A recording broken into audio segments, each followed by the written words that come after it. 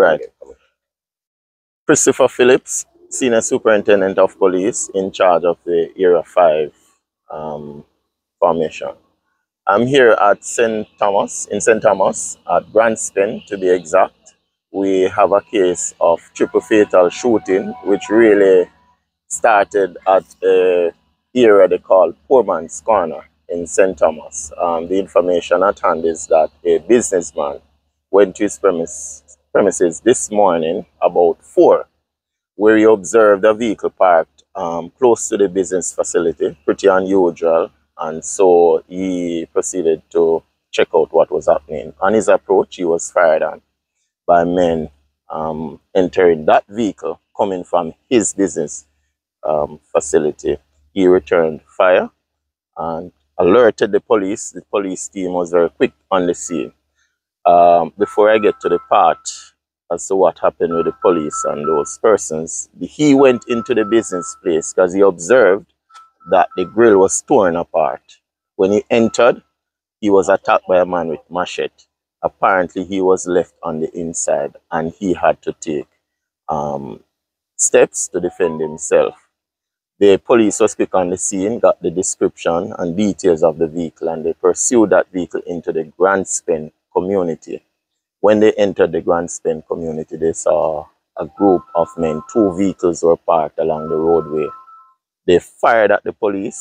The police team took evasive action, returned fire. At the end of that shooting, 2 men were found suffering from gunshot wound. A 9mm pistol with 1 magazine and 5 live rounds was taken from that scene. Those men were rushed to the hospital where they were later pronounced dead by the doctor on duty. What I can say so far is that these men seems not to be from this area. What we're picking up, they might be from the Kingston Western Division, and so they are not familiar with the area.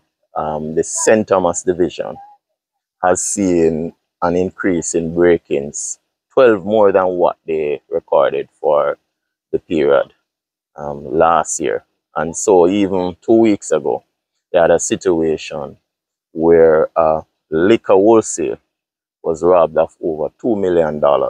And so the community in Dallas generally has been suffering, from these persons who continue, to break in and to commit these kind of crimes.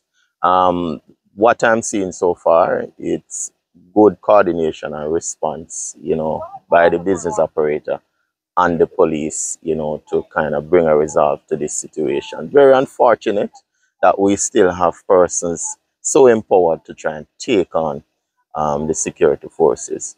We are not taking any chance with St. Thomas, and given the new highway facility, we know exactly what is likely to happen down in this side. And that is why we have situated some teams along the main highway to have coverage and to can give us that kind of response. And I'm going to issue a warning to criminals moving into St. Thomas. It is not going to be business as usual, because we are not going to let up this side. I want to just encourage and reassure the citizens within these parts, that you have the full support of the police here. Commander Byfield and the team, they are working very hard to keep you safe, and I have all confidence that they will continue to do so. We have a full mandate from the High Command, and we're going to carry out that mandate without any form of distraction. All right? I understand that some of the men escaped. Is that true? Can you confirm?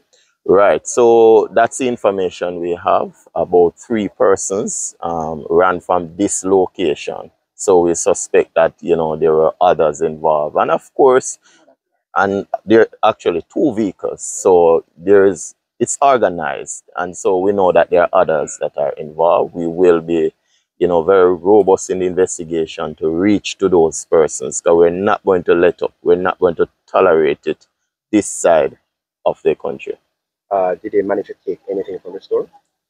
Well, I am not able to say, because we're still making our assessment of the scene, to determine, what was lost. But I think the business operator managed to respond in good time.